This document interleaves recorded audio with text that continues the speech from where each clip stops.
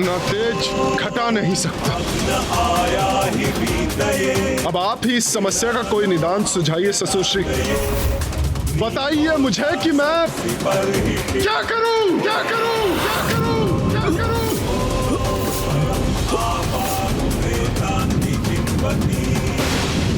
इस लोह पात्र में गिरकर सूर्य देव की किरणें शिथिल पड़ रही हैं।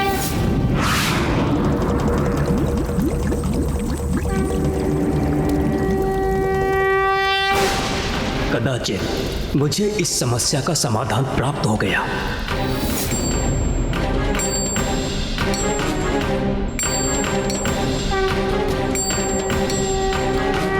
संसार के महानतम शिल्पकार विश्वकर्मा ने सूर्यदेव की समस्या का समाधान ढूंढ लिया और अपने विशेष उपकरणों से उनके तेज को खंडित किया।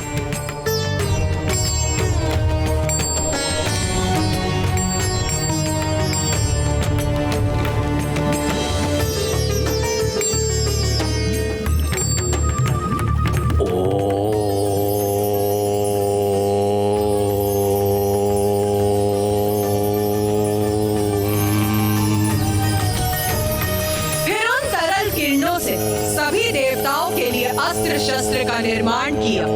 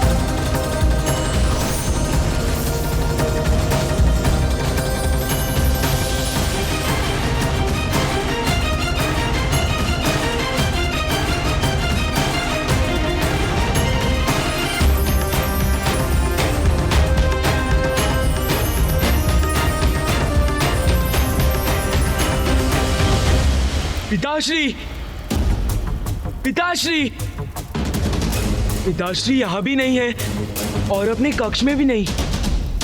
क्या वो नाना जी के स्थान से अब तक लौटे नहीं?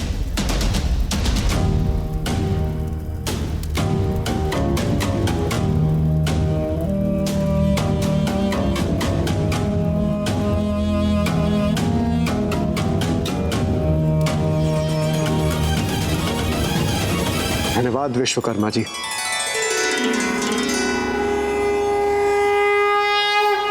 एक ओर तो सभी देवताओं को उनके नवीन शस्त्र प्राप्त हो गए, तो वहीं दूसरी ओर अभी भी कुछ किरणें शेष थी, जो कदाचित विश्वकर्मा को आदेश दे रही थी कि उन्हें उन शेष किरणों का उपयोग कर एक और शस्त्र का निर्माण करना चाहिए।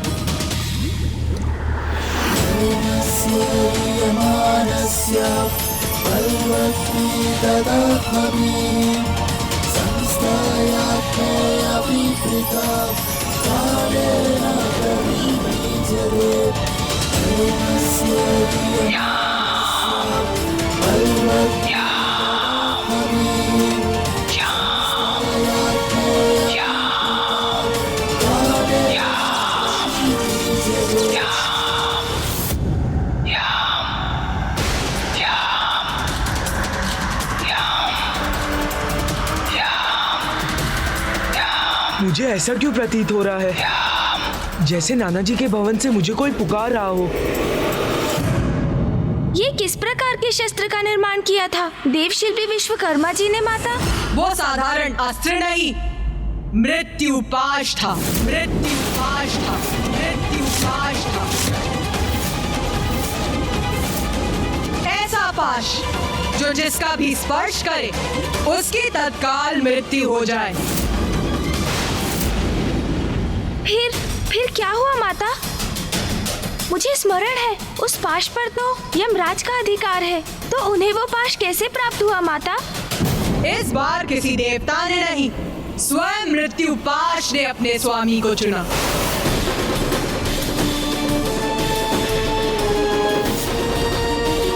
किंतु शस्त्र स्वामी। माता, क्या हुआ कार्तिकेय? क्या तुम्हारी समझ अपने अनुज से भिन्न है? हाँ माता। उचित है, तो फिर तुम ही समझाओ। अनुज गणेश, तुम तो सर्वज्ञाता हो, बुद्धि के देवता हो, किंतु फिर भी यदि तुम मेरे मुख से शस्त्र की महिमा समझना चाहते हो तो सुनो।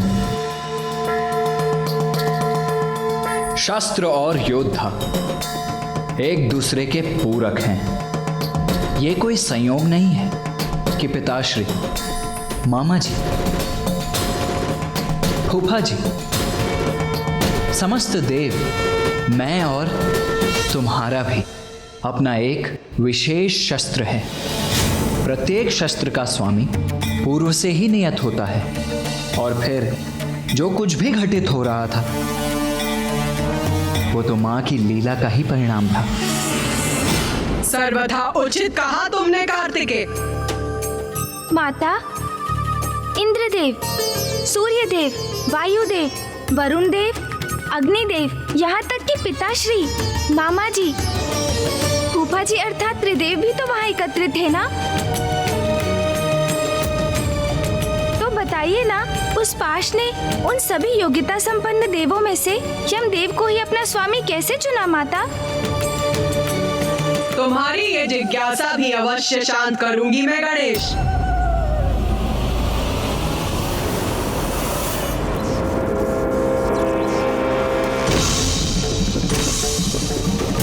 अद्भुत है ये शस्त्र, ये पाश।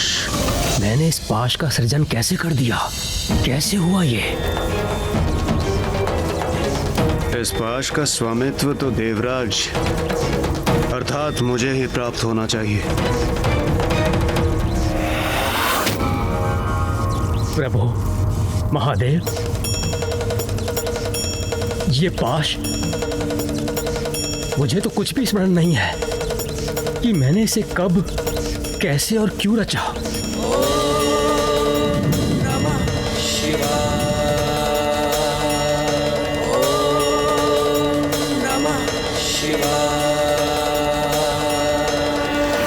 देव शिल्पी विश्वकर्मा, आपके जिन हाथों से समूची सृष्टि की रचना हुई है, वो जो भी रचेंगे उसका अवश्य कोई बड़ा महत्व होगा। किंतु प्रभु, आप त्रिदेवों के साथ इंद्रदेव और सभी देवों के शस्त्रों का मैं पूर्व ही निर्माण कर चुका हूं। फिर इस पाश रूपी शस्त्र का क्या रहस्य है? जो भी हो, ये मेरे भवन में स्थित रहे, ये उचित नहीं है। इसका अवश्य ही कोई ना कोई कारण होगा, इसे वो पूरा करना ही होगा। किंतु इसका अधिकार किसे मिलेगा? ये हम कैसे ज्ञात करेंगे?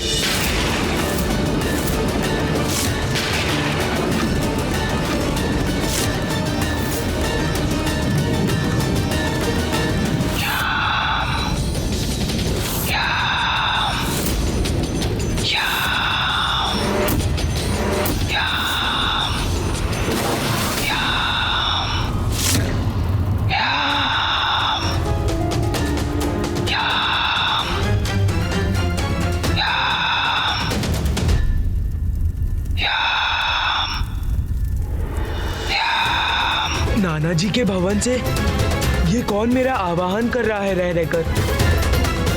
पिताजी वही हैं। कहीं उन्हें तो मेरी आवश्यकता नहीं? मुझे स्वयं जाकर वहां देखना चाहिए।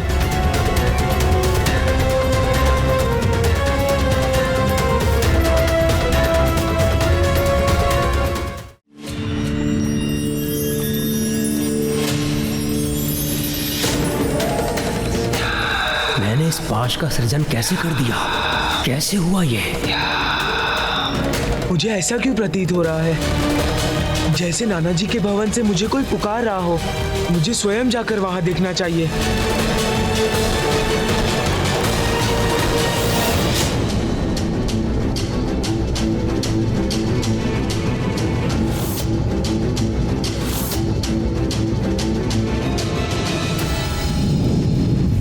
नायास देव शिल्पी विश्वकर्मा जी ने इसका सृजन किया।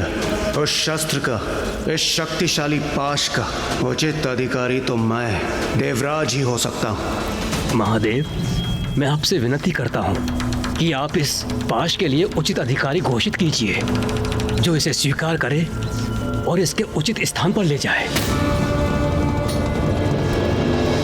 यदि महादेव ने इसे स्वीकार कर लिया तो मैं इस पाश से वंचित रह जाऊंगा, किंतु इसका प्रथम अधिकार तो कदाचित उन्हीं का है। देव शिल्पी विश्वकर्मा जो आत्माओं के लोक का दायित्व संभालेगा वही इस पाश का अधिकारी होगा। सृष्टि तांडव रचयिता नटराज राज नमो नमः। आचरण की श्रेष्ठता, सृष्टि धर्म और न्याय के प्रति सर्वोच्च निष्ठा धारण करने वाला ही इस पद, दायित्व का और पाश का अधिकारी होगा।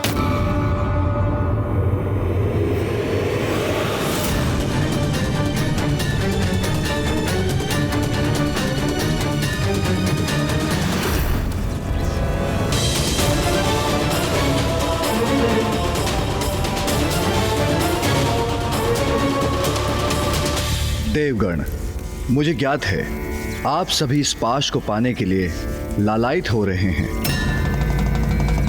तो संकोच मत कीजिए। आप इसे पाने का प्रयास करने के लिए स्वतंत्र हैं। उचित है। महादेव, नारायण और ब्रह्मदेव को इस पाश की कोई आवश्यकता नहीं। और उनके बाद तो वरिष्ठ मैं ही हूँ। मैं ही इस पाश के योग्य हूँ। देवराजेंद्र, मन की इच्छा को भीतर मत रखिए। अब तो महादेव की भी अनुमति है। यदि आप इस पाश को प्राप्त करना चाहते हैं तो आगे बढ़िए, प्रयास कीजिए। जो आज्ञा नारायण।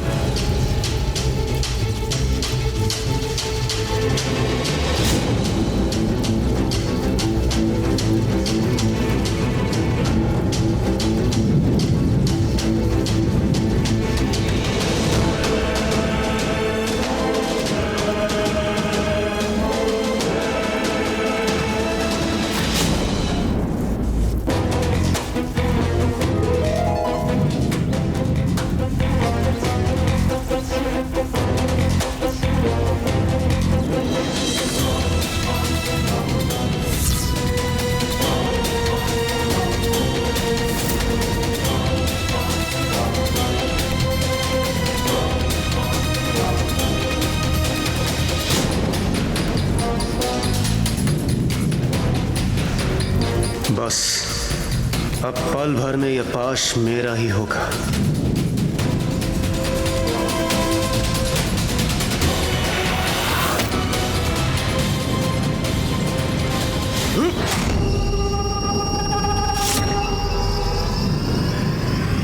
अरे, इस पाश ने तो मुझे जकड़कर अपने वश में कर लिया।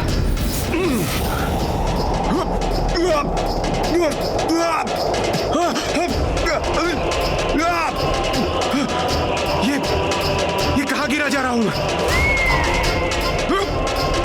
ये कौन सा लोक है?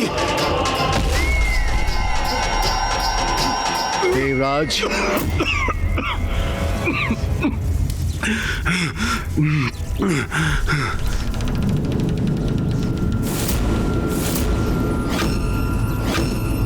क्या हुआ देवराज? आप कुशल तो है ना?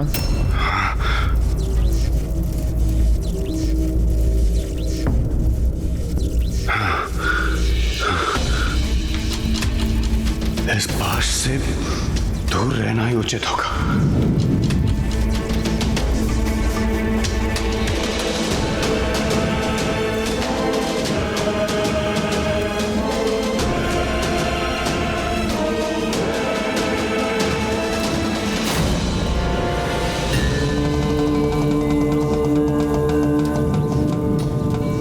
कैसे अद्भुत और शक्तिशाली अस्त्र का निर्माण हुआ है मुझसे, जिसे देवराज इंद्र भी नहीं संभाल पाए। कोई तो अवश्य होगा जो इसका अधिकारी बनेगा।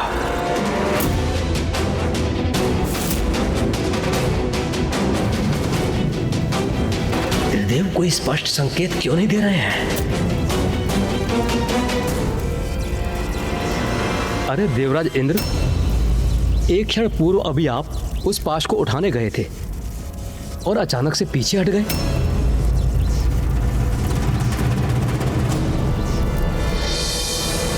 अग्निदेव, यदि आपकी इच्छा है तो आप स्वयं प्रयास क्यों नहीं कर लेते? समझ गया मैं। इंद्रदेव पाश को अपने वश में नहीं कर सके, इसलिए ऐसे वचन बोल रहे हैं। मैं अग्नि का देवता हूं, इसलिए ये पाश तो मेरा ही होना चाहिए। प्रभु, यदि आपकी आज्ञा हो तो इस पाश को उठाने का प्रयास करूं।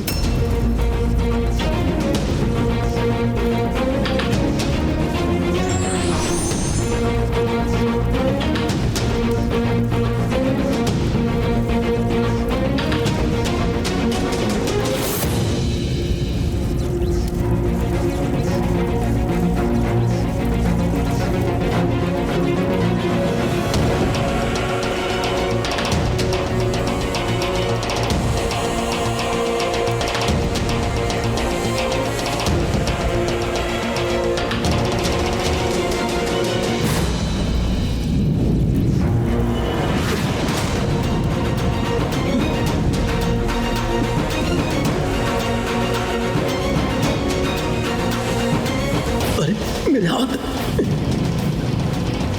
इन अंधकारी छिद्रों में कैसे फंस गए मेरे हाथ? सहायता कीजिए, कोई मेरी सहायता कीजिए।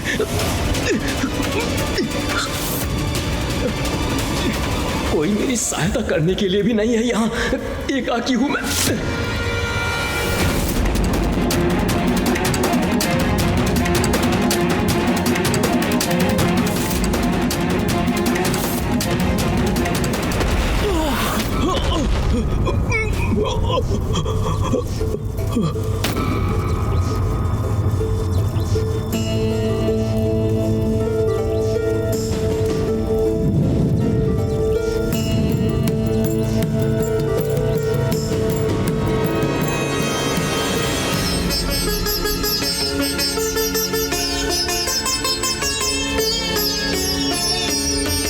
इंद्रदेव, अग्निदेव,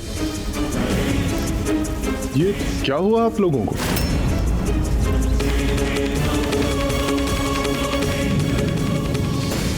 ये तो स्पष्ट है कि देवराज इंद्र और अग्निदेव दोनों इस पाश के उत्तराधिकारी नहीं हैं। किंतु क्या अब शेष देवताओं में कोई इसे प्राप्त करने का प्रयास करना चाहेंगे?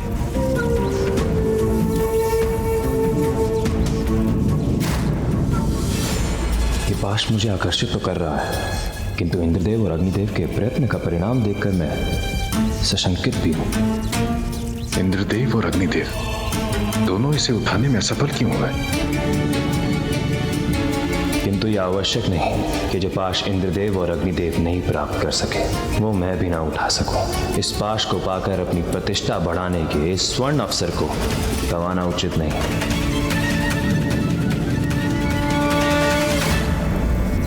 प्रभु नारायण, आपकी आज्ञा हो तो मैं प्रयास करूं। अवश्य।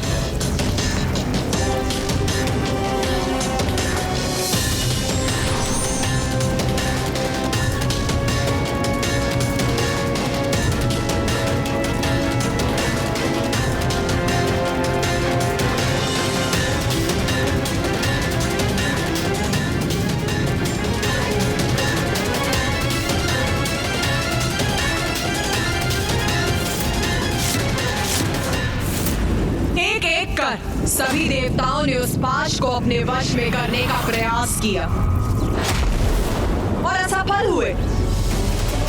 अंततः एकमात्र सूर्यदेव ही शेष रहे। ये पाश जिसका निर्माण मेरी किरणों के तेज से हुआ है, उसने सभी अन्य देवताओं को अस्वीकार कर दिया। त्रिदेव तो पूर्व में ही स्पष्ट कर चुके हैं कि ये पाश उनके लिए नहीं। तो क्या मैं इसका अधिकारी हूँ?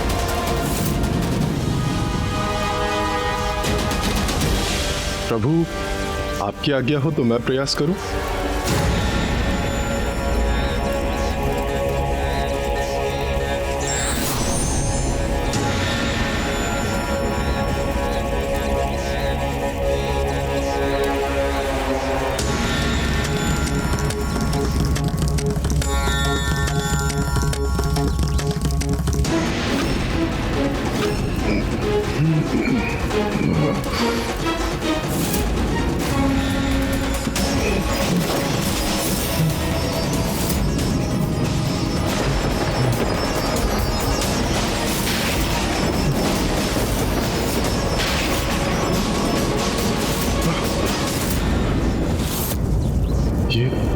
ये कैसा विचित्र दृश्य दिखाई दिया मुझे। सूर्यदेव, कहिए, क्या देखा आपने? महादेव, वो मैंने देखा कि वो पिताश्री,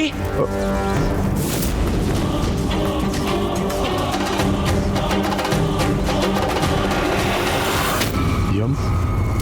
पुत्र यम, तुम यहाँ?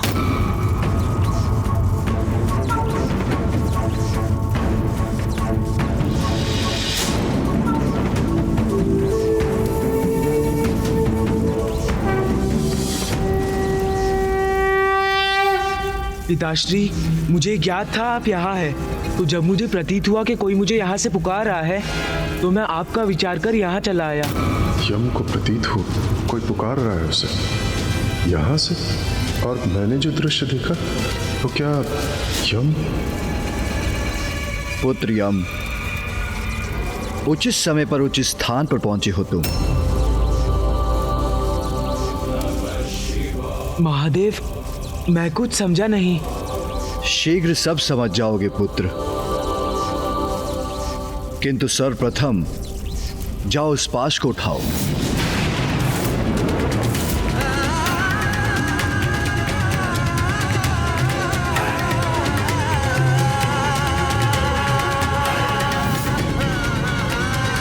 उस पाश को उठाऊं?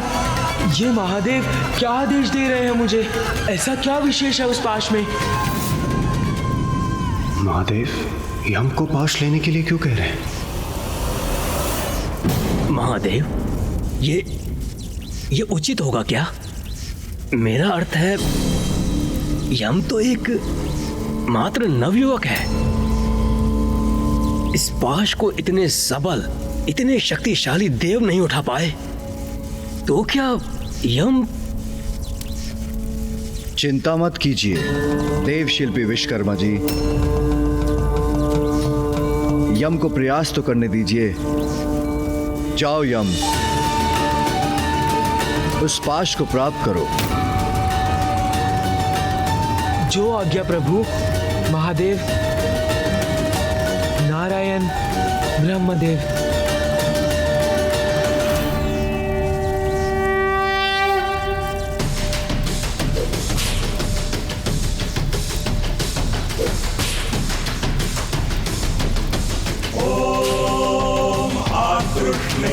रजसा वर्तमानो निवेशयन्नमृतं च हिरण्येन सविता रथेन देवो यदि भुवनानि पश्यन्।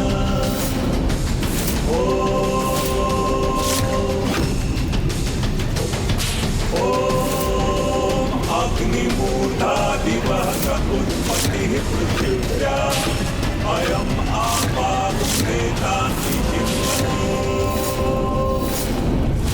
यम, सूर्यपुत्र यम, मैं आपको अपना स्वामी स्वीकार करता हूँ। यमराज,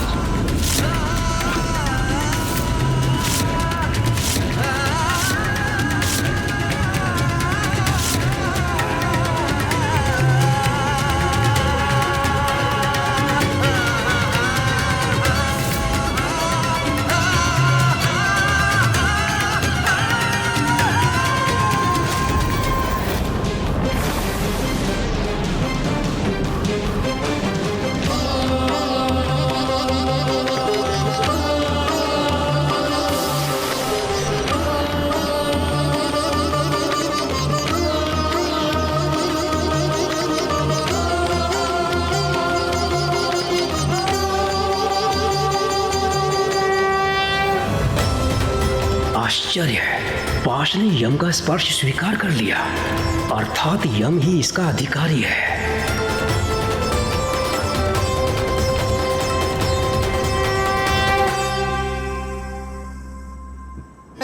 मेरे पुत्र यम ने इस पाश का स्वामित्व प्राप्त किया।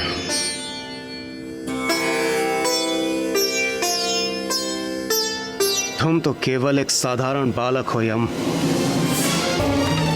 फिर ऐसा क्या है तुम में जो इस पाश ने मुझ देवराज इंद्र को छोड़कर तुम्हें अपना स्वामी स्वीकार कर लिया?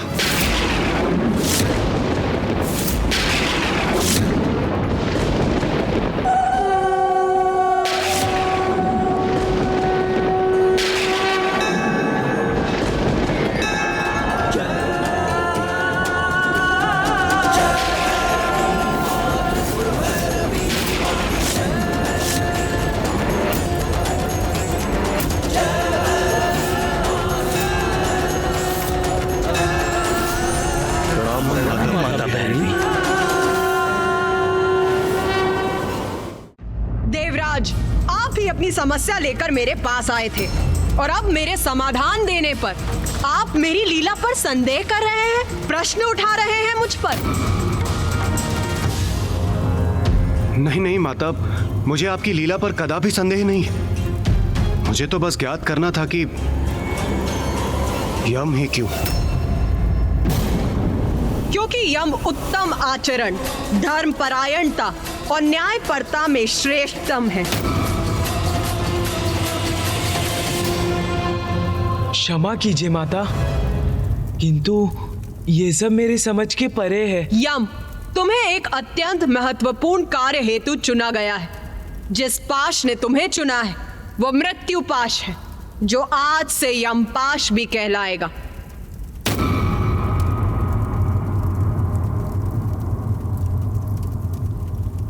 ये तो आपका सौभाग्य है देवगण कि आप सभी सुरक्षित हैं।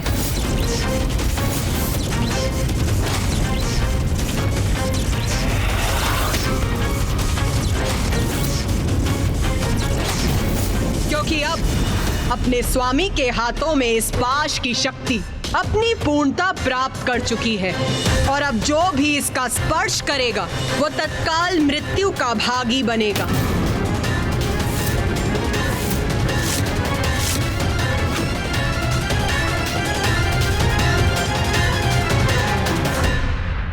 यम, मैं तुम्हें मृत्यु का देवता और मृत्यु के उपरांत आत्माएं जिस लोक में निवास करेंगी उसका अधिपति बनाती हूँ।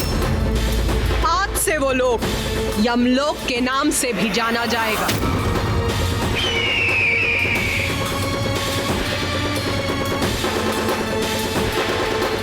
और उसकी व्यवस्था को सुचारू और नियंत्रित रूप से चलाने का दायित्व तुम्हारा होगा। आयु समाप्त होने पर जीव को इस पाश से बंदी बनाकर यमलोक लाना होगा तुम्हें और उसके कर्मों के अनुसार उसकी उचित गति निर्धारित करनी होगी।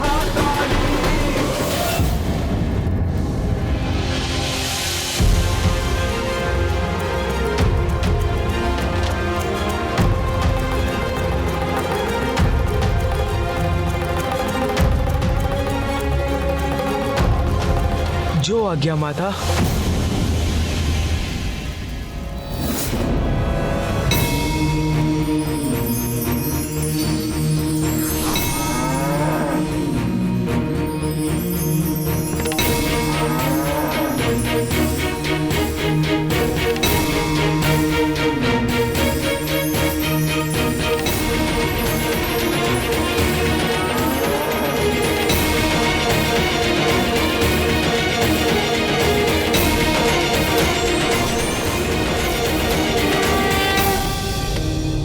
मुझे गर्व है कि माता ने मुझे इतना बड़ा कार्य दिया है, किंतु क्या मैं इतना बड़ा दायित्व निभा सकूंगा? इस दायित्व को निभाने में चित्रगुप्त और यमदूत तुम्हारे सहायक बनेंगे।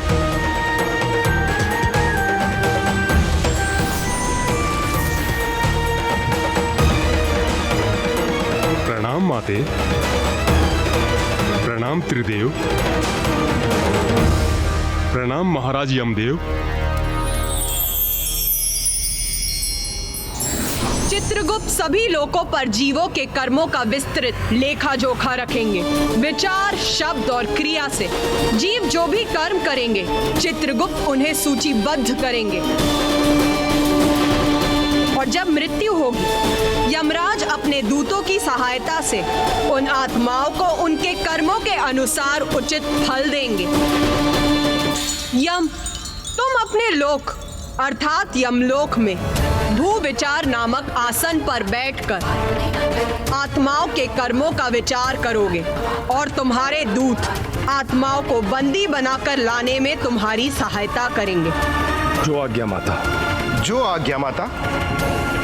स्मरण रहे यम, मेरे द्वारा नियत जन्म और मृत्यु के विधान के अनुसार समय आने पर किसी की भी मृत्यु टलनी नहीं चाहिए।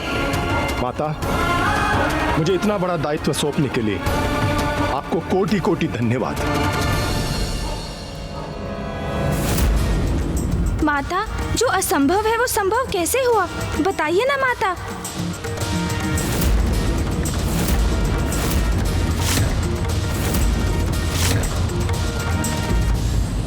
योग्य व्यक्ति को उसकी योग्यता के अनुसार उत्तरदायित्व दिए जाते हैं, इसलिए श्रेष्ठ नहीं, योग्य बनने का प्रयास करना चाहिए।